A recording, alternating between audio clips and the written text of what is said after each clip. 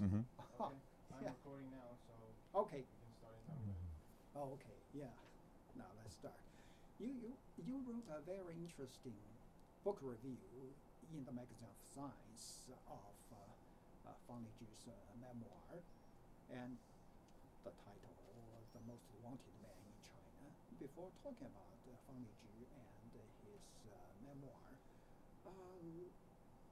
let me ask why the magazine of Science should be interested in, or the Science magazine should think that its readers should be interested in such a book with such a title as The Most Wanted Man in China, My Journey from Scientist to Enemy of the States. Why? It's always an interesting question because the history is so complicated and so extended. For many, many years in the United States and throughout Europe, there was an argument going on within the scientific community about whether scientists should only talk about science or whether they should be involved in wider community affairs, in government, in policy, government policy especially. And there was a wide sentiment, especially among older established scientists within the community, and this was in the 20s and 30s and 40s, that scientists should only be involved in science, that the scientific enterprise was essentially a private enterprise, which had no impact or importance to society as a whole. Well, of course, war changes things. And the advent of nuclear power, nuclear weapons, the advent of very high technology weapons made it very clear that scientists were making an important contribution not only to the war effort, but to society in general. And therefore, they had an obligation, a social obligation, a political obligation, to deal with the wider issues that their efforts promoted. So scientists, especially the physics community, became very involved in trying to educate the public and government officials about the dangers of nuclear weapons and about the promise of scientific discoveries generally. They understood that there was a social implication, a very grave social implication. So gradually, scientists after the war became much more socially conscious and became much more involved in policy. At the same time, the government in the United States and in Europe especially went to extremes to institute mechanisms for providing advice between scientists and government. So the Atomic Energy Commission initially, now the Department of Energy, the National Science Foundation, so many other organizations were designed to help implement science policy. Although in the United States, it has to be said, there is no such thing as a science policy. But there is this mechanism for supporting science in the interests of the society. So everyone within the scientific community gradually developed an interest not only in the work of scientists, but in their lives. The first example of this would be Einstein. The number of books dealing with Einstein's private lives proliferated tremendously in the latter half of the 20th century. And this is true of all scientists of note.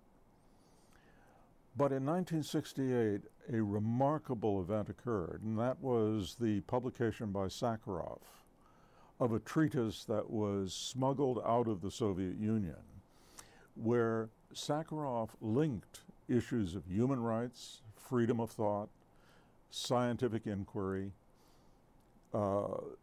environmental policy, weapons. All of these things were combined in this major treatise, and suddenly the scientific community began to understand that they had a much larger obligation and that they had to make their voice heard. So when an eminent scientist like方励之, who had such difficulty and was finally expelled from mainland China and came to the United States and continued his work as a scientist, he also continued to speak out against violations of human rights, violations of civil liberties, not only in China, although that was a primary focus of his, but also around the world. I met Fang when he served on the Committee of International Freedom of Scientists at the American Physical Society. And he was very active, not only in scientists who were suffering oppression in East Central Europe and in China and elsewhere. He wanted to bring a balance of understanding to that. And also Fang's writing was very clear, building on the earlier case that Sakharov had made. His writing made very clear the importance to science of freedom of conscience, freedom of inquiry, the limited role that government has to play in controlling the thoughts and work of scientists. There was in the early 50s, or actually earlier than that, perhaps in the 40s or 30s, there was a wonderful essay that was written entitled "The Usefulness of Useless Knowledge." This was a direct contradiction to the Marxist-Leninist idea that only certain areas of scientific inquiry were permitted. For example, highly theoretical areas such as quantum physics, relativity physics, were seen as not having any useful application in society, and therefore were proscribed, that government should not support that, and indeed, scientists should be dissuaded from making those inquiries. Now, in the case of Fang, you have something very unusual happening. You have a man of great intelligence, of great competence as a physicist, making inquiries into the natural world, into physics, and then suddenly being stopped, not because he was making necessarily inquiries into areas of proscribed science, but being stopped because there was a fear he may be a rightist. He may be politically suspect. And so his work was essentially stopped. And in this period between banishments to the countryside to do hard labor, he would return to the university and he would make inquiries where he could, and became very involved in astrophysics and cosmology, areas that Chinese scientists had not been involved in. And he began making contributions, significant contributions, just through the will and intelligence that he exhibited.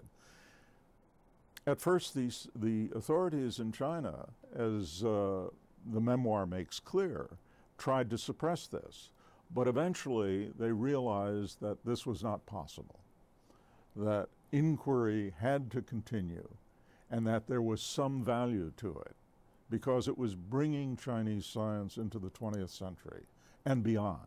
It was showing the world that scientific contributions from China were every bit as important as any other part of the world. And this was a major contribution that Fang made. He brought science from China into the forefront and made it very clear that there were scientists who could make contributions to the world enterprise. And he worked very hard at that. And when he was essentially expelled from China after the Tiananmen massacre, it was a grave blow to him, clearly. He never quite recovered from that. But he continued his efforts nonetheless. And of course, he continued his science. I contrast Fang's story to that of Julian Yang, who was one of the first scientists to bring relativity physics into the scientific academic world. at great risk to himself. And Xu also was a man of very great social conscience and who always criticized the Chinese government for its failure to support the free, conscious contributions of scientists in China, and tried to point out the cost to China of suppressing scientists. Xu was a great figure, and of course he was a mentor and friend to Fang. And these two scientists are what represent the finest in the scientific community. And to not know about them, to not hear their voice, would be unimaginable tragedy. I see. And another question I guess many of our viewers or readers would be interested in, that is, as a physicist yourself and as the first APS director of International Scientific Affairs, why are you so interested in human rights? I view the world as a bicameral assembly of human beings. There are those who, like Fang, Yuri Orlov, Sakharov, these great human rights advocates who have suffered under regimes that were repressive and who want the world to be a better place, to be comfortable for everyone who thinks. Then there are those like me, who were brought up in a country where there were problems. Obviously, when I was a child, although I wasn't aware of this, growing up in Chicago, where African Americans were being repressed, especially in the South, but also in the North, where there was a violation of human dignity and human rights within our own country. But gradually, I became aware of these things and became an advocate for changing American society. Now, how this came about is very difficult to relate, because my story is also rather complicated, because I'm now 78, and as a child, of course, I lived in a very different world. You know, Hartley, the British author who wrote The Go-Between, his very famous first paragraph is, "The past is a foreign country. They do things differently there." Well, that was certainly true in my childhood. But when I became a young man, I went to West Point, to the U.S. Military Academy, and became a soldier. And I became a soldier in the 101st Airborne Division. And the first group of soldiers I commanded were almost half African American. And I had never dealt with many African Americans before. At West Point, we had a single African American cadet in my class, a single one. So it was unusual.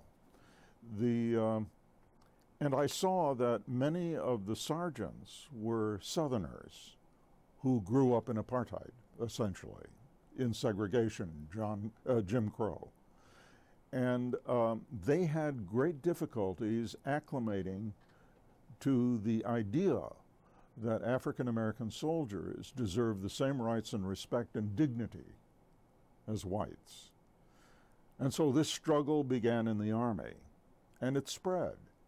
And throughout the 60s and the 70s, it blossomed in the United States. And that was my sole understanding of human rights. But then when I went to the American Physical Society, I had been a professor at New York University for a number of years, and I retired and took over this responsibility to organize the international program of the American Physical Society. I started interacting with people like Fang and Yuri Orlov and many others, and my perspective was broadened. And I understood very quickly how important the issue was, how fundamental it was, not only to this scientific enterprise, but to society as a whole. And so I became educated. And Fang educated me, Yuri educated me, many, many, many colleagues educated me. So I learned how important these issues were. And I learned another thing too. When you interact with someone like Fang, Yuri Orlov, and others, Lu Gang, you begin to understand that they are not interested in vengeance. They are interested in changing the way people think, in changing the perception of people, even officials. And they are not interested in condemning people as individuals, but in finding a way to communicate with them. And this was vitally important to me. And so I've learned, and I'm still learning. I see. Albert Einstein, Andrei Sakharov, and Fang励之, and the list can go on. All are physicists, and they were all outspoken about human rights, human conditions, and about the societies that they live in. And why? My question is, as a physicist yourself, do you have, what's your explanation? Well, the first thing to recognize is that not only physicists have been involved. The very original human rights activities between the wars, especially in the 30s, when Einstein traveled to London and the United States, those first activities were really organized by economists, lawyers, people involved in the liberal arts. The scientists became very involved because one of the first pressures, the first difficulties really fell on and impeded the progress of scientists in Europe. Scientists who were being expelled from the universities, who were in danger of going to concentration camps and so on.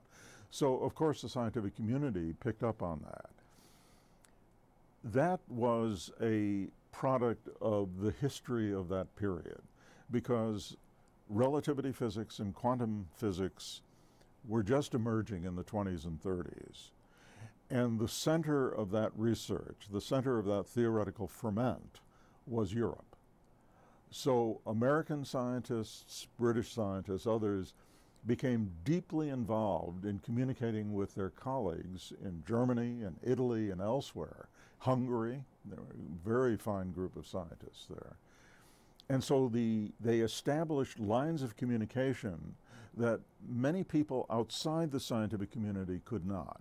So that when the crunch came, when scientists were endangered and being expelled or imprisoned, they were sufficiently interconnected to be able to try to organize a way of salvaging these colleagues in peril. And that was where the initiative really developed its impetus. I see. And let me put the same question in another way, or in the Chinese communist or Soviet communist way. That is, the question goes something like this. You scientists should concentrate on science and shut up on society, on politics, because such things are beyond your expertise after all. So if someone put forward such an argument to you as a physicist, what's your counter-argument? Well, it's silly. It's obviously very silly. Any human being has a right to live, and they have a right to live in freedom and in freedom of conscience and freedom from persecution. They have a right to be human beings, to vote, to participate in society, to do everything that everyone else does. Who has unique expertise about the functions of society. Who? Just because a person is a government official, do they have the right? Do they have special expertise? Does a lawyer have special expertise? You go back to Shakespeare. Am I not flesh? Am I not blood? When stabbed, do I not bleed? We are all human beings, and we all have rights and obligations. We have the right to be free, and we have the obligation to ensure that our neighbors are free. And anyone who thinks otherwise is foolish. It's a silly argument. And many times I've heard this, I've had people come up and question me about this. And I don't know whether they know, you can see it in their eyes, they know that what they're saying is nonsense. But they're saying it. Are they saying it to curry favor with the regime, to promote themselves, to do something that, because when you question them and when you deal with them on a personal basis, they quickly back off. They do not sustain this argument.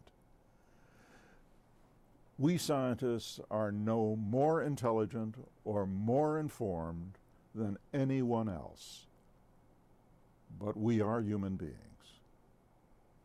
I see. Then tell us something about Fang Lizhi as a member of the American Physical Society. More specifically, what did he do or try to do to help Chinese scientists? Well, he was very concerned when he came to the United States.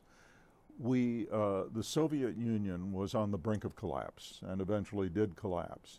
And so there was very grave concern within the American physics community and the European physics community that the collapse of the Soviet Union would lead to a collapse of the scientific enterprise.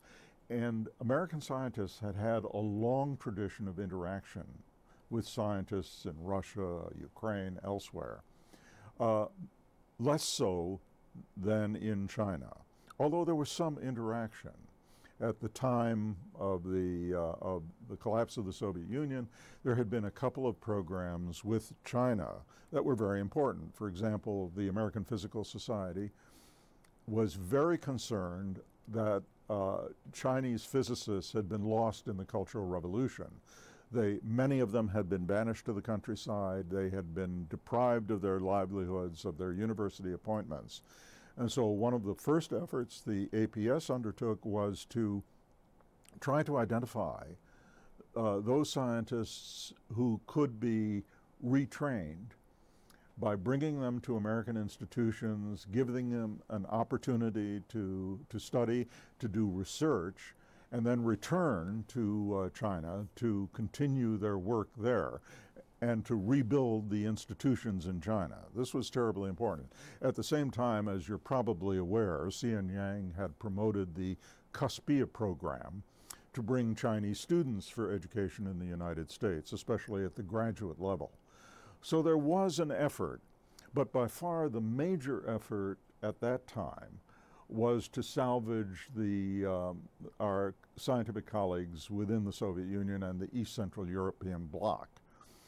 And this was an enormous program. We had helped develop what was called the International Science Foundation. Hundreds of millions of dollars were poured into institutions and colleagues throughout the Soviet Union.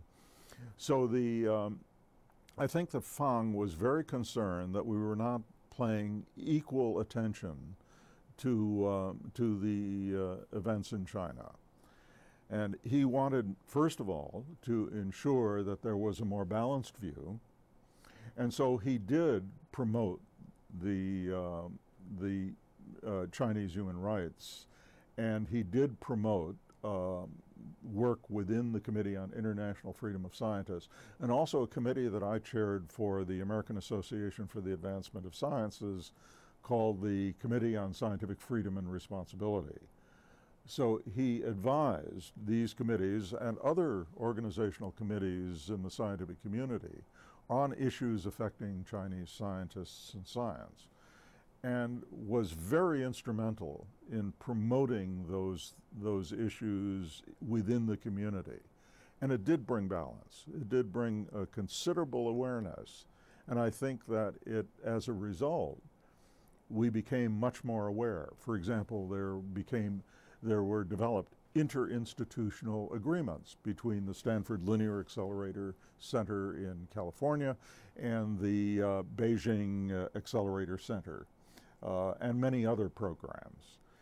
And later, when I became involved with the Physics Action Council of UNESCO, we organized committees which included a number of senior colleagues from the People's Republic of China and many other countries to work together on a variety of issues, including scientific communications, distribution of scientific literature, cooperative programs, cooperative research, and so on. So the impulse was always to integrate Chinese science with the international scientific community, because it was understood very early that Chinese science had enormous contributions to make to the world scientific effort, the entire enterprise. And of course, that's something that has continued. And I would say today, there is much greater interaction between American scientists and Chinese scientists than at any time in the past. I see. And now, the memoir by Fang Leiji.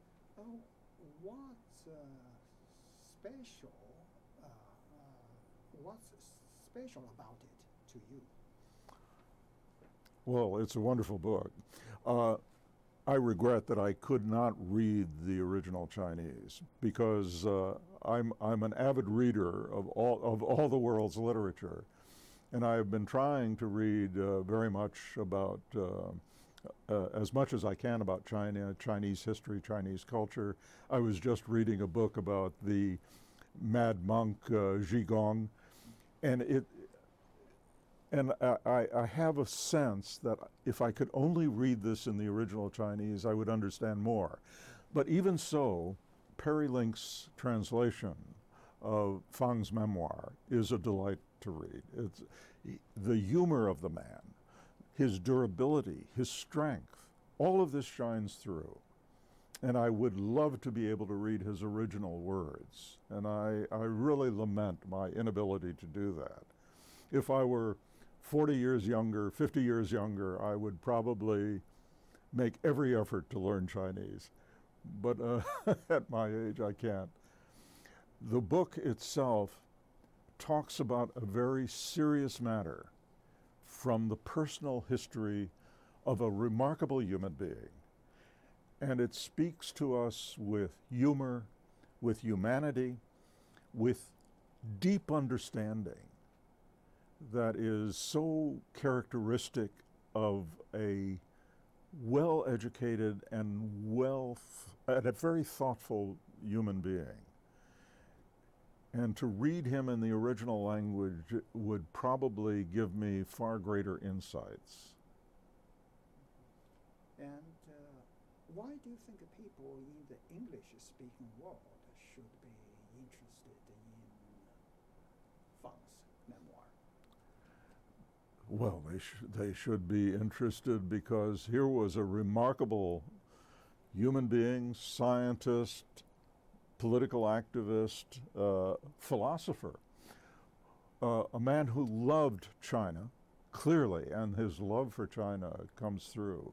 His love of Chinese history and scholarship. All of these things come through, and it makes you want to emulate him. It makes you want to know what he knows. So anyone should read him. As we read Sakharov, as we read Solzhenitsyn, as we read any Kafka, no matter where we are. Now, I can read Proust in French, I can read Kafka in German, I cannot read Sakharov in Russian or Solzhenitsyn in Russian. I cannot read Fang in Chinese. And that is, I regret. And again, I guess that my viewers or readers may ask, why should American Physical Society lend a platform to Fang励之and let him raise human rights issues at in China at ASP? And why should the ASP be interested in human rights in China and in other countries? Yeah. Because we are interested in our colleagues. We are interested in their families. We are interested in the future generation. We are interested in China.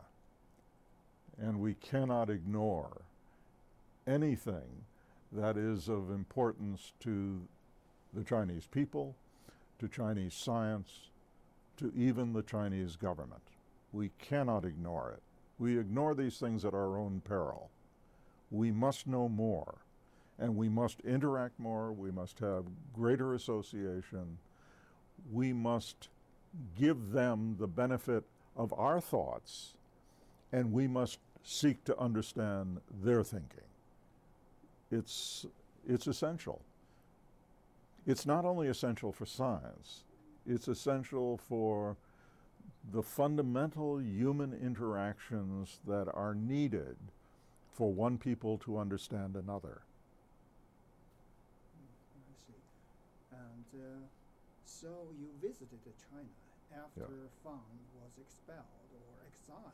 So in your view, have human rights situation in China improved since Fang was expelled compared with That's almost impossible for me to say because I've been divorced from the activities of the committees and the various programs that look into these issues. I suspect not. I suspect that the Chinese government has been very successful in maintaining its authority for a variety of reasons that are much different, that are almost uniquely Chinese.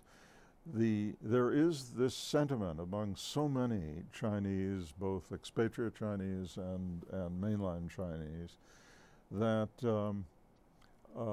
the business that goes on inside China is the business of the Chinese government and that no one else should be involved or should be concerned. There is this very parochial view, this very nationalistic view. But we have learned that there are certain cultural norms that are terribly important that must be promoted even in the face of fierce resistance. That if I speak to a colleague in China, I cannot suppress my feeling that Xu or Fang was wronged, that they were great men who should be admired and lionized for their contributions, not only to science, but to Chinese science, because their first obligation that they saw was to China. After all, when Fang was a youngster, he had joined the Communist Party. He was committed to the government program, and only gradually began to see the fallacy and the difficulties. And especially when he was forced to suffer so many banishments during his career, he began to see that not only was he suffering, but that China was suffering. And Sakharov saw the same thing in Russia. So we are involved in an international enterprise. Science is as much Chinese as it is American, as it is Russian, as it is German. it is an international enterprise. Okay. So about the topics we've covered today, what else do you want to add? I really can't add very much. The people who are most active now are Professor Shea, whom you know, and Professor who? Casey Shea. Casey. I may be mispronouncing his name. H-S-I-E-H. Yeah. I see. Say. There are so many who have maintained their concerns and their involvement that they know a great deal more and are prepared to act at a level far more intense than I can. And they're the ones who really should be communicating with the public in general. Fang was not a shy man. In 1995, in preparation to my first visit to China, we went there for a couple of reasons. There was a delegation of 3 of us.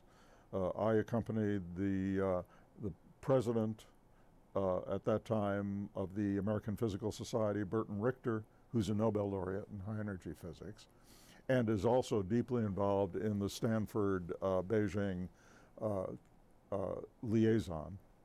And Kumar no, it wasn't Kumar Patel, it was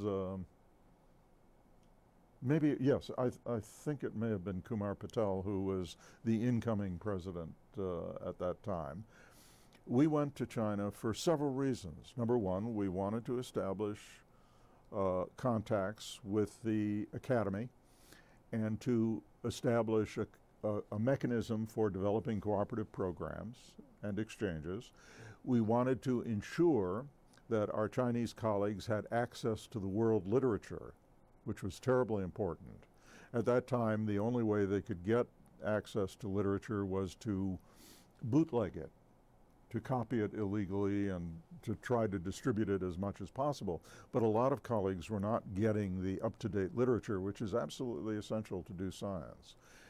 And to do as many other things as we could to establish a community of interest between the United States and our Chinese colleagues. Now, one of the things that Fang insisted on when we went there was that we raise the issue of human rights. And Burton, at that time, actually communicated with colleagues in the academy and raised the issue and said, we would like to discuss this. And they responded and said, under no circumstances would they officially discuss the issue of human rights or human rights of scientists. And if we insisted on bringing it up, there would be no meeting. So Burton was faced with a choice. Do we continue and insist on discussion of human rights, or do we find some other way of raising the issue? And so he decided that we would talk about it informally.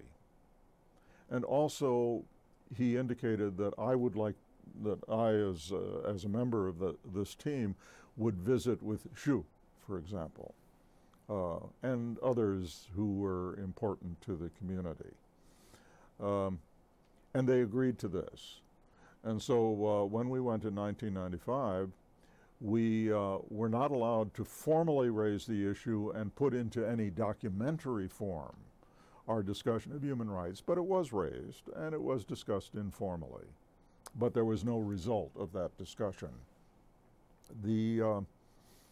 When we came back, we had a signed memorandum of understanding with our Chinese colleagues in the academy about subscriptions to the scientific journals, setting up a commission for joint projects, committees of various types, and so on. And this memorandum of understanding was then submitted to the Council of the American Physical Society for approval. And Fang asked to speak at that council meeting. And he was adamant. He said that failure to recognize in any document with our Chinese colleagues that human rights was a divisive issue that had to be addressed was unacceptable. And therefore, our memorandum of understanding should not be accepted, should not be allowed to continue. Fang, with his eloquence and his adamancy, almost prevailed. He came very close, just a few votes. He almost overturned the efforts of the leadership of the society on this particular issue. And more than anything, even though ultimately Fang's point of view was defeated at that meeting, he prevailed, because within a few years the memorandum was suspended, but by that time the intellectual interconnections between the two communities were well established. And so there was dialogue. The trouble is that that dialogue did not have a human rights component to it. But nonetheless, our Chinese colleagues understood very well that we had a problem, and that that problem would persist as long as the Chinese policy persisted in suppressing the human rights of scientists. I see. Okay, thank you so much. No, you're welcome. Too much information. Yeah, yeah, I will transcribe everything. Yeah. Let's do the thank you one more time. I want to give this a two-shot. Okay, go ahead. Yeah.